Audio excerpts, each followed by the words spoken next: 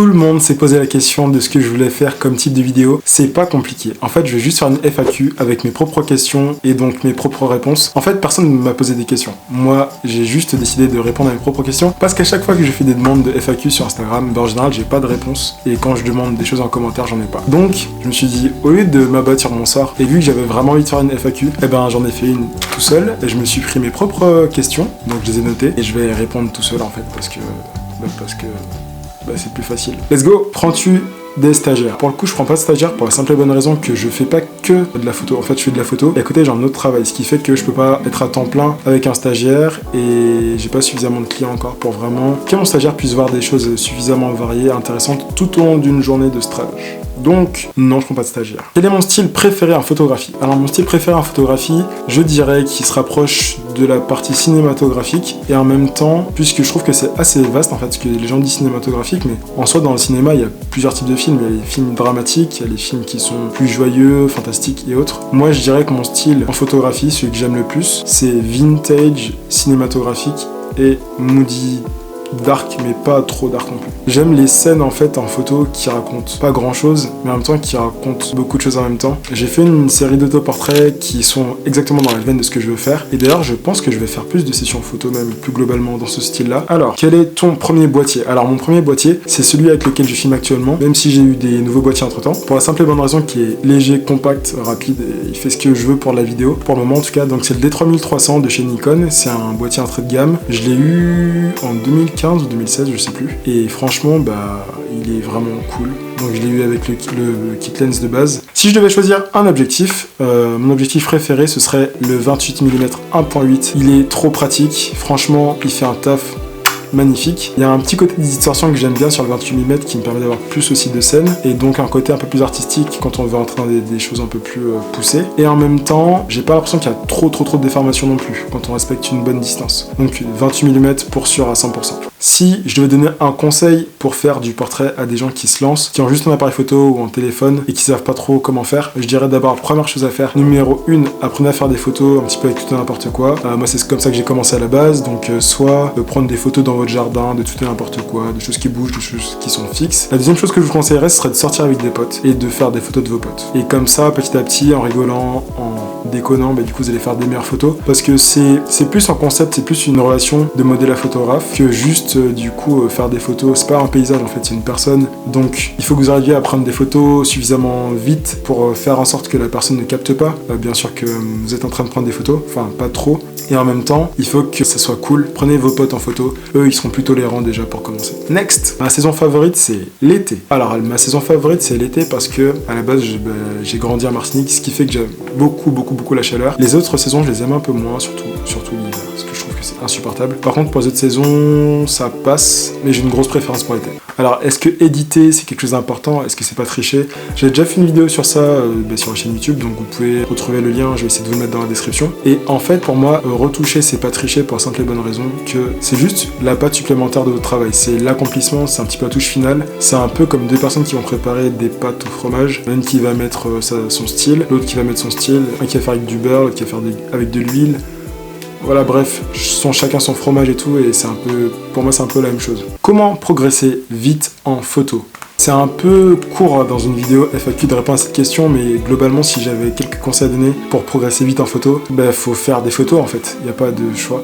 Il n'y a qu'une seule solution, il faut faire plein de photos, le plus possible de tout et n'importe quoi et en même temps d'un seul sujet. Il faut se renseigner au maximum sur ce qu'est une bonne photo, il faut regarder beaucoup de photos, de bonnes photos en tout cas, faut être critique envers soi-même, faut poster beaucoup pour que les gens puissent donner des retours, pour qu'on se rende compte si oui ou non on est sur une bonne voie, et en même temps faut pas écouter ce que disent les gens pour être capable de progresser soi-même. Est-ce que j'ai fait une école de photo? Non, j'ai pas fait d'école de photo parce que j'ai appris la photo tard, un peu de par moi-même dans la plus grande bibliothèque du monde qui s'appelle YouTube et en même temps grâce à Google aussi. Ce qui est important, je pense, c'est pas de faire une école, ce qui est important c'est de comprendre pourquoi vous voulez faire une école. Si j'avais fait une école, l'idée ça aurait été pour moi de vraiment apprendre pas que la photo, mais vraiment un petit peu le monde de l'audiovisuel au global pour progresser, proposer des contenus qui soient divers et variés et surtout grâce à l'école avoir des connexions déjà pour du travail futur. Là, dans l'idée, il faut savoir qu'il y a quand même beaucoup de photographes aujourd'hui qui n'ont pas fait d'école, mais les vidéastes et photographes qui ont fait des écoles, ils vont avoir des connexions supplémentaires d'entrée de jeu. Et ça, c'est un vrai plus. Ok, Lightroom ou Photoshop, ce que je préfère, Lightroom, je dirais, parce que Lightroom, ça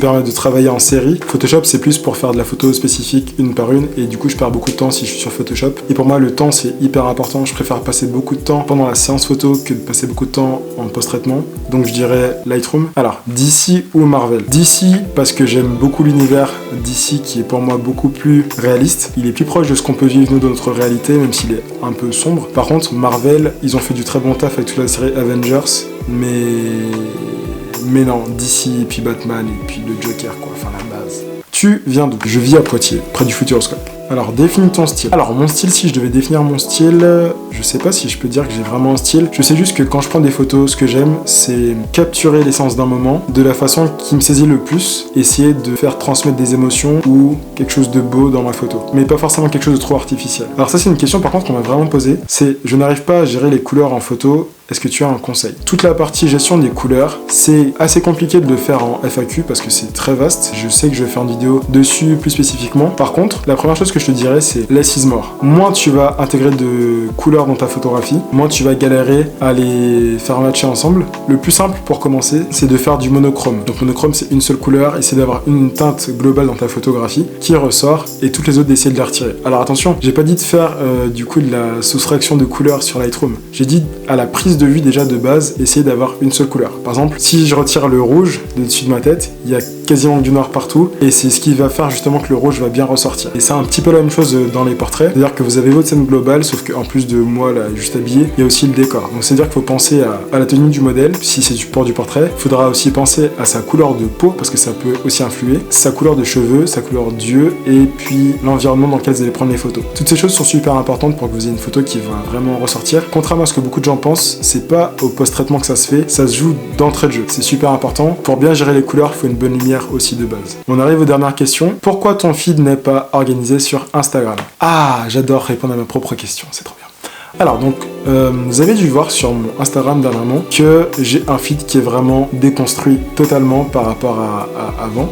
J'ai pas des couleurs qui sont hyper raccords. Je vais plutôt avoir des choses totalement diverses et variées. Certaines personnes ont l'impression que ça part totalement live et pour moi c'était justement l'idée. L'idée c'est que je puisse montrer en fait, contrairement à ce que beaucoup de gens vont faire, vont montrer un seul feed unique avec un seul style de photo et qui va les catégoriser énormément. Moi je préfère montrer tout ce que j'aime faire, tout ce que je sais faire, tout ce que j'aime faire.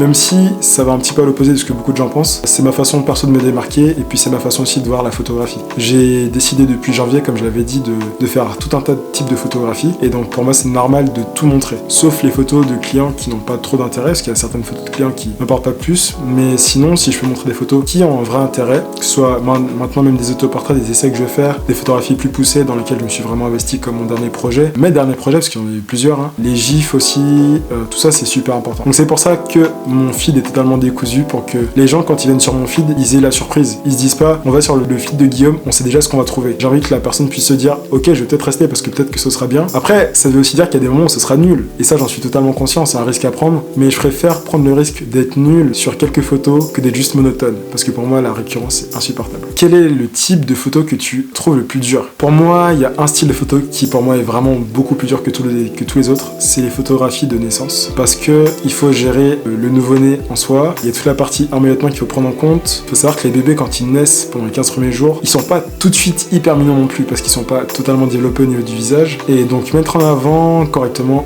un nouveau-né, c'est pas forcément évident. C'est pour cette raison que je trouve que c'est super dur et j'encourage tous ceux qui font ce style de photo. Si vous n'en avez jamais fait, moi je vous conseille quand même de vous former parce que il y a quand même des risques. Ce sont des photos avec des nouveau-nés, il y a des façons de les tenir, il y a des gestes de sécurité à avoir avec eux et surtout il y a des techniques aussi pour vous aider dans la démarche de photographie de naissance. En tout cas, je trouve que c'est un des styles les plus beaux quand il est bien maîtrisé. Voilà, j'espère que vous avez kiffé cette partie FAQ. En tout cas, moi je me suis tapé des grosses barres, on était plusieurs dans ma tête, on a trop rigolé, mais c'était trop cool. Pour les prochaines vidéos, juste, je vais vous demander un petit service, c'est de pouvoir mettre en commentaire du coup les autres vidéos que vous auriez aimé voir sur la chaîne. Je demande à chaque fois et j'ai pas trop de réponses, mais s'il vous plaît, faites un effort. Juste, laissez-moi un commentaire pour me dire ce que vous voulez voir de plus et de nouveau sur la chaîne, que je puisse savoir dans quelle direction je dois continuer de creuser pour que ce soit des contenus qui vous intéressent vraiment. Je sais que là, j'ai fait quelques vidéos où j'éditais vos photos, je critiquais vos photos et ça, je pense que ça vous a bien plu. Maintenant, j'aimerais quand même faire aussi du contenu où je peux donner plus de quoi vous faire aussi progresser, maintenir du coup toujours en haleine parce que c'est aussi l'idée idée. Je suis en train de vous préparer une vidéo sur laquelle je fais un explicatif, une comparaison des photos en RAW et des photos en JPEG pour que vous puissiez bien savoir à quoi ça correspond, si c'est quelque chose que vous devez envisager ou non et dans quelle situation. Et puis j'ai aussi des backstage qui vont venir normalement prochainement. Écoutez, c'était Guillaume Bicep.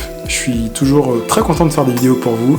On attend bientôt les 100 abonnés. Si jamais vous avez un challenge que vous voulez me faire pour les 100 abonnés, n'hésitez pas à me le dire. Moi de mon côté, je vais y réfléchir aussi. Et puis si jamais personne ne me dit de challenge, j'en ferai un tout seul comme d'hab. En tout cas, gardez la bonne humeur, restez souriant, motivé, baissez pas les bras parce qu'il y a le confinement, on va s'en sortir. Salut!